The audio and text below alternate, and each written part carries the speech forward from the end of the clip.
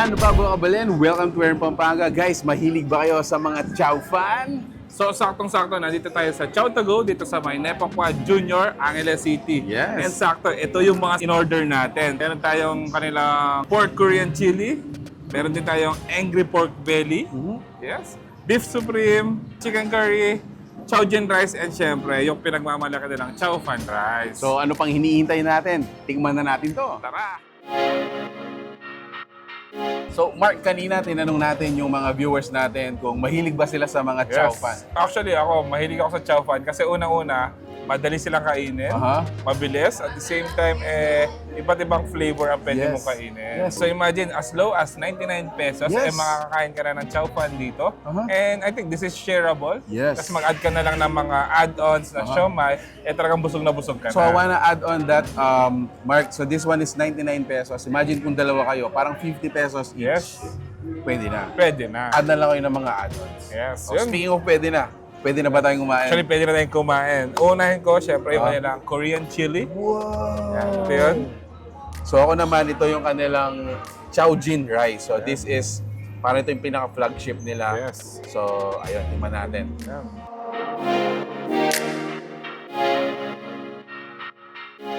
Ang lasang-lasa kayong beef, napakasarap. Galit na galit to guys. Angry pork belly. Okay, let's check it out. How about the taste? All right, so this is it.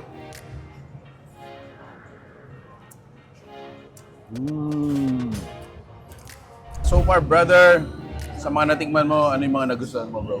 Ako gusto ko yung kanilang beef supreme, tsaka yung Korean. Yes, yung Korean napakasarap niya, lalo na medyo maanghang siya. Sa akin naman, mahilig ako sa mga pork liempo, sa mga pork belly. So, I think I'm gonna recommend yung kanilang angry pork belly. And at the same time, brother, yung mga add-ons nila ng mga... Napakalaki, jumbo nga sila. So, I think, again, yung isang piraso nito, parang makakadalawang batch ka ng rice. Sa mga add-ons naman, nag-add tayo ng shark fin. Actually, jumbo sila, no? Shark fin, yung pork siomai, and syempre yung Japanese siomai. So yun, tikman natin with the Japanese siomai. Yan. Tapos, add natin ang chili para to add some kick. You know? And toyo mansi.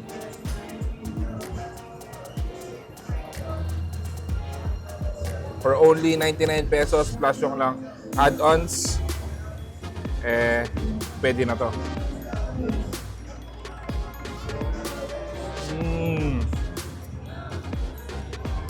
Pwede. So, last sa mga rice bowls natin, yung kanilang chicken curry. Ayan. So, tingnan muna natin yung rice without any chicken.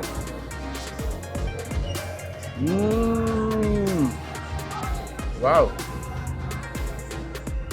Something a little bit Indian, Persian. So, lasang-lasa yung curry. Almost a biryani.